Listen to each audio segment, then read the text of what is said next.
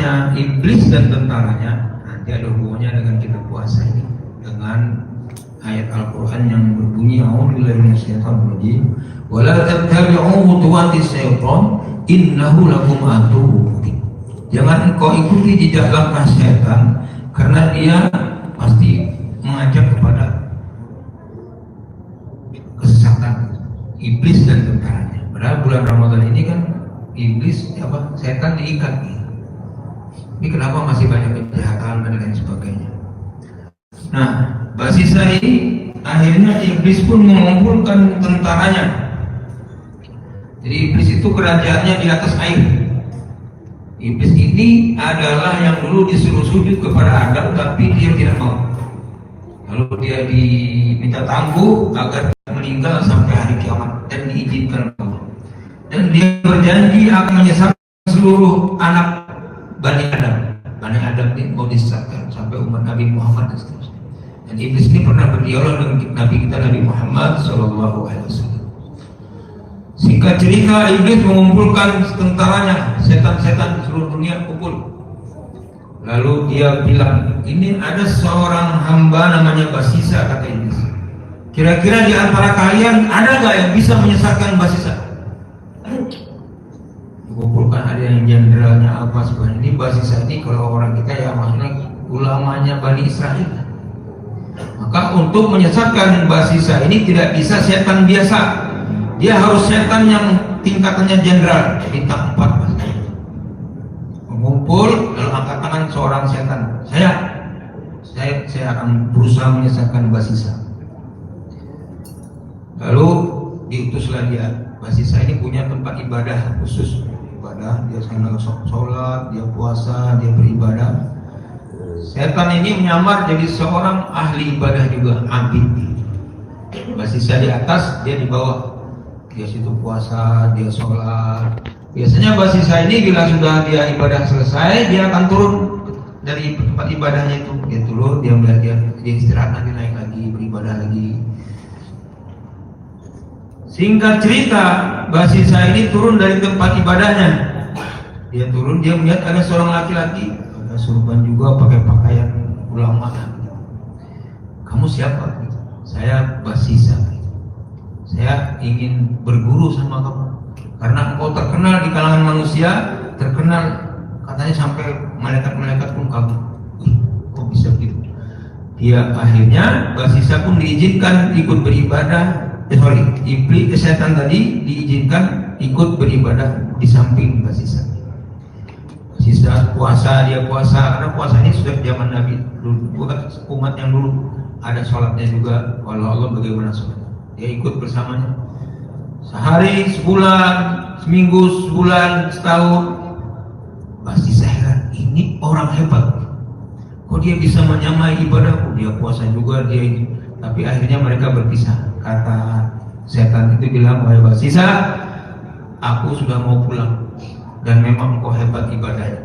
Tapi sebelum aku pulang, aku ingin mengajarkan ilmu padamu. Kalau kau mau, ilmu pengobatan yang berada dalam dunia pengobatan, hati-hati. Kata Basisa, jangan. Nanti kalau saya jadi pengobat, saya jadi dokter, nanti terganggu ibadah saya. Nggak usah dikasih ilmunya. Kata Basisa, jangan. Nanti kamu bisa menolong orang, kamu akan lebih hebat lagi dari sekarang. Seorang ahli ibadah, juga kamu seorang pengobat, dokter lah. Tapi akhirnya Basisa mau dikasihlah ilmu pengobatan. Dia bisa ada doa-doanya dan sebagainya. Singkat cerita, setan ini berpisah dengan Basisa. Lalu dia mencari korban. Korban itu ada sebuah kerajaan. Kerajaan ini dia punya seorang putri cantik. Lalu putri tadi dicekik oleh setan tadi, cekik kesurupan. Nah, ini yang orang-orang yang meruqyah, hati-hati. Kesurupan jin. Kesurupan wanita ini dibisiki saudara keluarganya, ini yang bisa mengobati perempuan ini cuma Basisa. Kamu cari, nanti pengobat di sini gak ada yang bisa ngobatin, cuma yang bisa ngobatin perempuan ini Basisa. Dibisikin keluarganya. Kata keluarganya, saya mimpi bahwa yang bisa ngobati adik kita ini, yang wanita adik kita yang perempuan ini hanya Basisa. Dibawalah perempuan ini ke Basisa. Basisa ini dibawa ke, tapi Basisa nggak mau nerima. Kalau perempuan saya nggak mau kasih. Ini saya takut tergoda dan sebagainya. Karena saya seorang abid, tapi tidak menikah. Jadi saya bahaya, saya jangan bawa pulang saja. Saya takut mengobatinya. Kata mereka jangan. Ini tidak ada yang bisa mengobati kecuali engkau. Karena Basisa tidak mau, Basisa naik lagi ke atas tempat ibadahnya, dibikinkanlah rumah dekat tempat ibadah itu untuk perempuan itu. Ditinggal. Singkat cerita, Basisa turun lagi, dia membuka jendela tempat ibadahnya, dia ngeliat perempuan cantik. Tergoda lah Basisa. Kasihan juga nih kalau nggak diobati. Diobati. Saya diobati, cuma berdua saja. Nah, ini hati-hati. Bila ada orang berduaan, orang ketiganya adalah setan. Setan sudah bersiap. Dia berduaan dengan wanita itu, dibisikkan oleh Basisa. Basisa, kamu ini kesempatan. Kamu bisa mengobati, nggak ada, keluarganya udah pulang. Udah, kamu akhirnya Basisa pun berzinah dengan wanita ini, dan wanita ini hamil. Setelah hamil, setan membisikkan kepada Basisa, wahai Basisa, kamu tahu nggak perempuan itu? Perempuan yang kau hamil itu anak, mereka punya pangeran-pangeran, dan ini anak raja, dan kamu sekarang menghamili dia. Kamu bunuh saja. Kalau kamu tidak bunuh, ketahuan.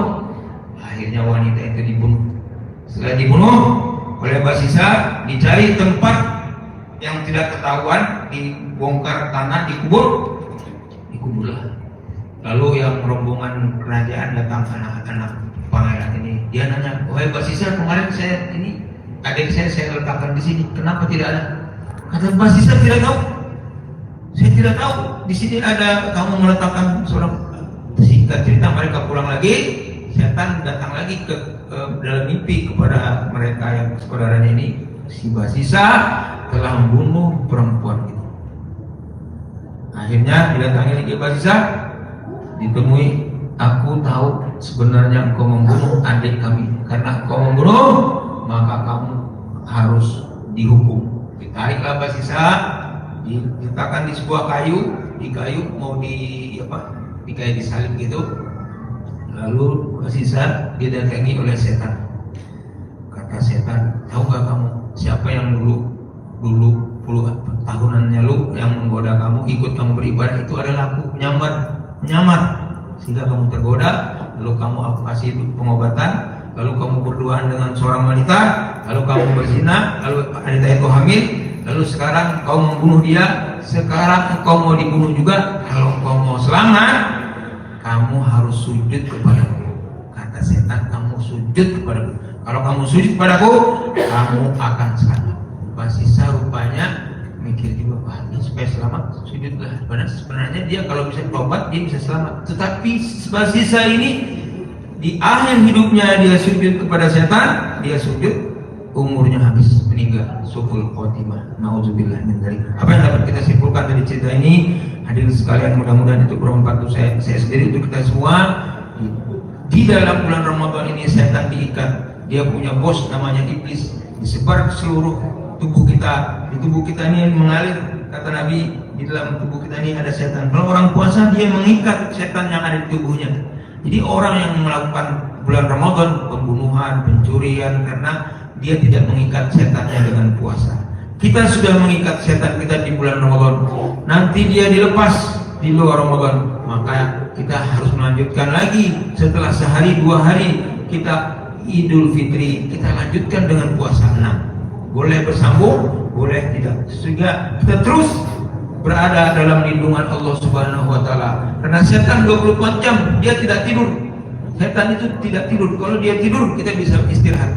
Nah, dia ada iblis, bosnya. Bosnya inilah yang belum pernah bertemu dengan Nabi kita, Nabi Muhammad SAW. Dia membuka seluruh rahasianya, dan salah satu rahasianya bahwa dia punya kerajaan. Setiap orang ada setan di tubuh ini, maka supaya kita selamat, kita jangan meninggalkan puasa. Ramadan mungkin kan kita tinggalkan, kita lanjutkan nanti puasa 6, yaitu puasa Senin Kemis, 3 hari tiap bulan, puasa Daud, supaya kita terus mengikat setan yang ada di tubuh kita, dan kita selamat dari gangguan setan. Kita terhindar seperti dari cerita Basisa tadi. Basisa ini disampaikan oleh